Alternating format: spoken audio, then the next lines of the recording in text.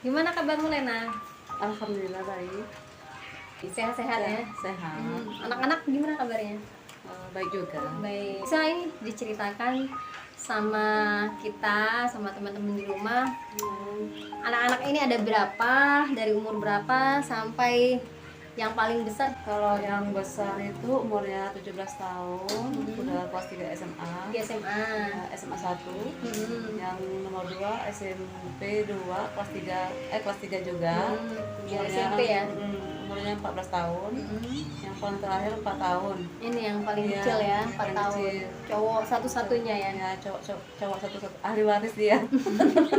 Jadi kita kan Ahli kayaknya warisnya. udah lama sekali ya. Iya. Terakhir kita ketemu itu hampir berapa tahun? Hampir 6 tahun yang lalu ya. Iya, Kalau nggak salah ya. tidak salah ya. Mungkin 2000 berapa ya? 2014 ya kali ya. Udah lama sekali ya ketemu. Iya. Terus kita berbicara mengenai perempuan ya. Perempuan ini apalagi Lena sebagai seorang perempuan single parent, seorang tua tunggal, seorang ibu merangkap sebagai seorang ayah juga. Perasaan Lena seperti apa? Nah, jadi teman-teman, aku sebenarnya tidak ada rasa atau keinginan untuk mengulik masalah beliau dengan almarhum yang mungkin saat itu ya mungkin masih berat ya, beliau temanku ini gitu menghadapi masa-masa sulit itu. Tapi di sini kita ingin berbagi cerita, berbagi kisah bagaimana seorang perempuan gitu ya, Jadi perempuan tangguh ya. perempuan tangguh yang bisa menghadapi era yang seperti saat ini, apalagi Masa pandemi ini lebih sulit ya. lebih sulit, terus hidupi 3 orang anak ini. Seperti apa perasaan? Anak 3, mana lagi sekolah, udah bapaknya mana nggak ada lagi ya. Ya kita jalannya aja lah. Semua itu orang yang ngatur kan hidup kita ini. Jadi kamu yang Lena sebagai seorang single parent ini kan pasti kamu ngerasain ya yang namanya Iya, rasanya. ditinggal seorang suami tercinta lah itu, pergi dulu menghadap ilahi, menghadap Allah. Perasaanmu ketika dulu masih lengkap berdua bersama beliau ya almarhum, itu kamu ada tempat untuk bercerita. Ketika Iya. saat ini Nggak ada. bagaimana perasaan? Terus kalau saat ini sih rasanya mau gimana ya gitu ya. Gak ada tempat curhat ya, gak ada tempat ngomong sama itu sama anak. Gimana ya, anak kita kan udah masing-masing ya, main HP sendiri-sendiri. Istilahnya sibuk Sibuk beda sendiri, gitu ya, pemikirannya iya. juga masih belum dewasa. Iya, pemikirannya belum dewasa. Beda dengan ketika kita mungkin dengan suami bisa bercerita apa Iya, saja gitu ya. Iya benar. Jadi yang kamu rasakan adalah beda sekali ketika sendiri sama berdua kemarin. Beda rasanya. Apalagi yang kamu rasakan selain itu, hal-hal lain yang kayaknya benar-benar kamu merasa kehilangan seorang sosok suami, sosok seorang ayah yang selama ini anak-anak ini itu figur seorang ayah yang mereka rindukan gitu. Itu perasaan gimana? Waduh, kalau diturut-terus sih perasaannya rasanya kayak gimana ya, mau itulah nggak bisa dibicara lagi lah. Campur Perasaan aduk gitu udah ya, campur aduk ya. Iya.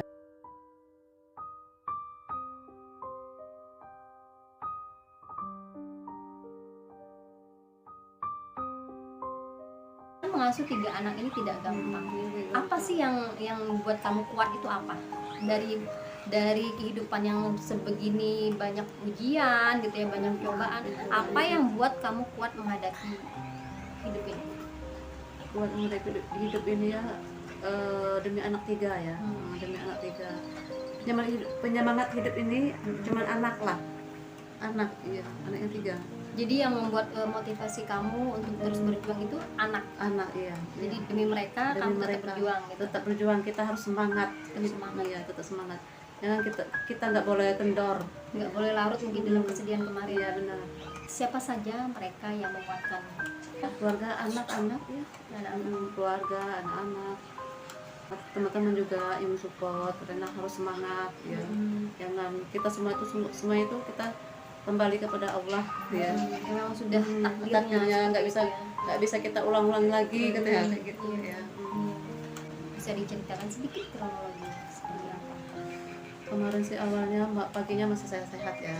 Waktu itu di bulan berapa? Itu bulan November, tanggal 16 November ya, 16 November ya, 2019. 2019. Paginya masih sehat beliau ya, masih bersih ngobrol ya. Anak-anak kan udah itu ngomong, ayah katanya mau ketemu sama gubernur ya katanya. Oh iya. Jadi waktu itu beliau ada agenda dengan Kerjaannya iya, ketemu dengan Pak Gubernur. gubernur ya. Dia bilang, yang kecil itu mau, ayah kalau mau mandi katanya. Iya, ya bentar lagi kata ayahnya mau mandi. Pas sekitar jam berapa itu? Jam 3 kali ini. Sekitar jam 3 beliau nelpon kan. Nggak 3 sore diangkat. ya. Jam 3 sore. Beliau nelpon. Handphonenya nggak kedengar kan, lagi dicas. Dia bilang ngomong kayak gini. Silva ngomong anak yang paling tua kan, suruh itu mamanya pulang ya karena ayah nih sakit. Waktu itu sedang berada di luar rumah, Lena masih di luar rumah, Iya, masih main di rumah orang dengan tua. si bungsu ya, Iya. rumah orang tua main. Teman-teman almarhum juga sempat kaget kan, dia kan masih sekitar jam 12 masih ngopi kan Jam 12 siangnya masih kumpul bersama teman di kerjaan beliau di mana? dia punya di Beliau ini kerja di mana? Beliau kerjanya di Almarhum? aspirasi pos. Aspirasi pos ya. Aspirasi pos. Jadi pada saat itu di jam 12 siang masih kumpul berbincang dengan teman-temannya seperti itu ya. Di sore hari Sorenya ya teman-temannya udah kaget semua. jadi sangat tidak disangka gitu ya. Tadinya sehat gitu. Tadinya Ya. sehat. Ya.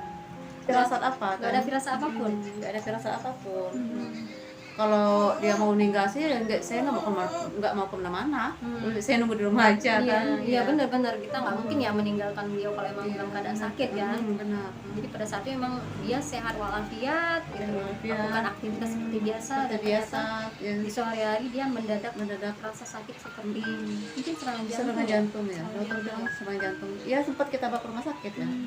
Tapi memang udah takdirnya, kita nggak bisa ngelak lah.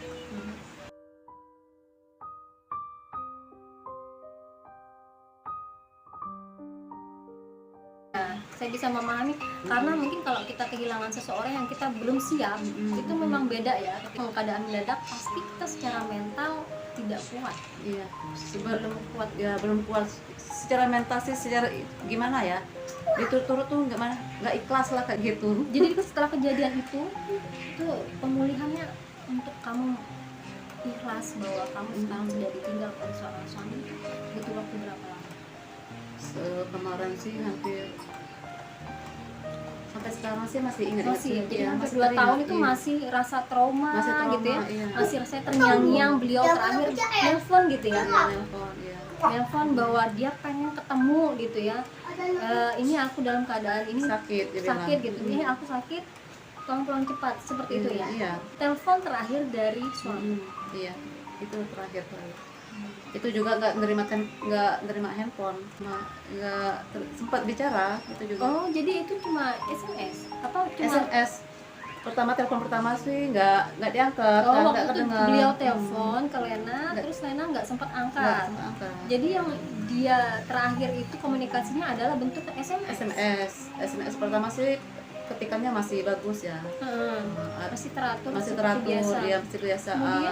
Terakhirnya SMS terakhirnya nggak beraturan lagi ketikannya, udah mana-mana. Ternyata pada saat itu ia sedang ada di rumah berjuang dengan sakitnya. Mungkin saat itu serangan jantungnya mungkin dia melawan sakitnya betul.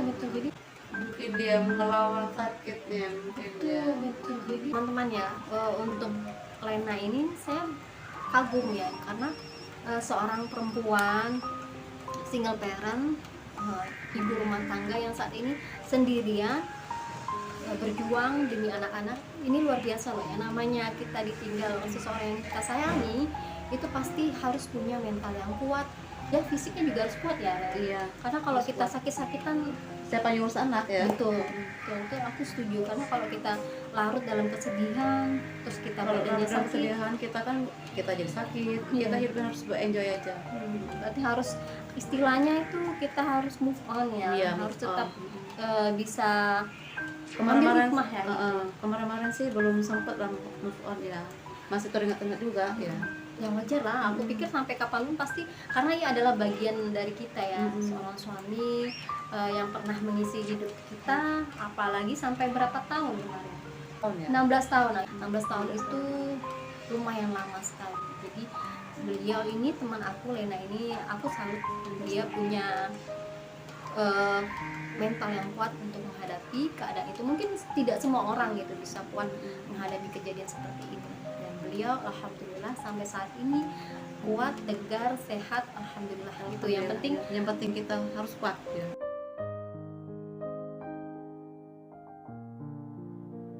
Dia adalah teman SMA aku waktu itu. Dia ini pinter buat empek-empek. Kalau orang Bangka itu kan pada dasarnya suka bikin pempek, dan kalau yang nggak bisa bikin ya suka mengkonsumsinya. Nah, aku termasuk yang suka mengkonsumsi, kalau Ena suka membuatnya.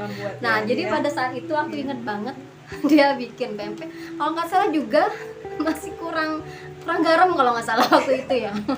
Dan saat ini Lena sudah bikin juga empek-empek buat aku katanya. Seperti itu. Nanti aku akan coba seperti apa empek-empek buatannya. Apakah masih seperti kejadian yang dulu? Lupa juga dengan garamnya gitu ya. Lena nggak suka masin-masin gitu apa gimana sih? Ketakutan asin nanti ya.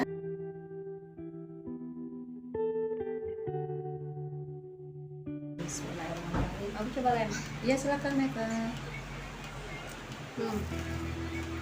Jadi Gimana rasanya? masih seperti yang dulu, enak. Kurang cukanya juga enak. Ini kerasa asam, pedes, sama manis dari gula merah ya. Dari gula merah. Pempeknya kurang asin ya. Dikit lagi kurang. ya. Kalau keasinan nanti kata orang bilang Lena mau nikah lagi kali.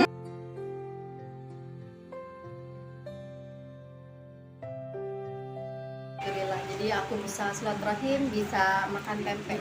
Kangen banget, udah 6 tahun nggak ketemu ya. Dulu Iya, terakhir 6 tahun beliau bikin pempek seperti ini nih, ketemu lagi.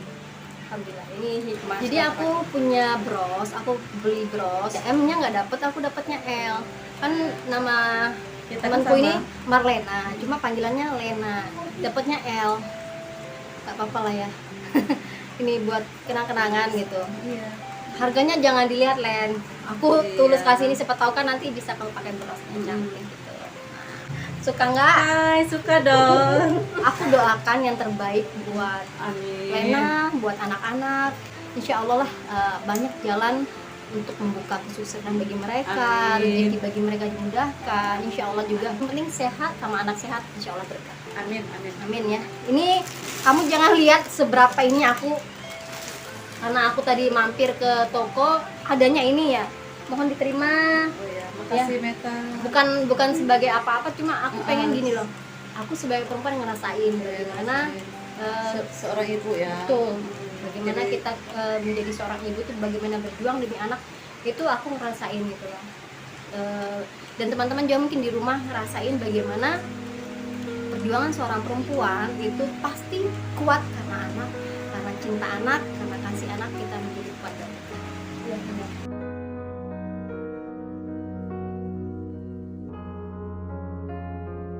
Itu juga udah, terima kasih banyak, terima kasih ya Meta.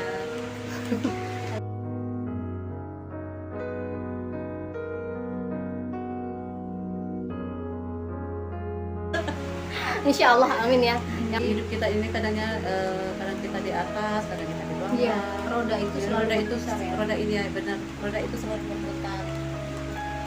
Jadi yang kita ambil pelajaran bahwa Lena bisa bersabar, bisa lebih ikhlas gitu, karena dia juga harus menghidupi ketiga anaknya.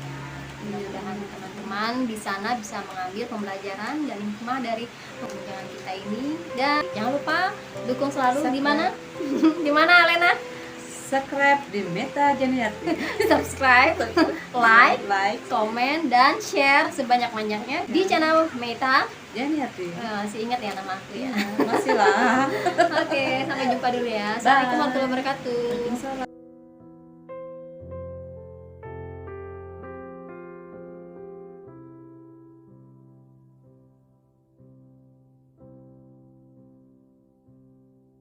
Teman-teman, jangan lupa ya like, Comment subscribe, and share ke teman-teman kalian. buruan di bawah ini.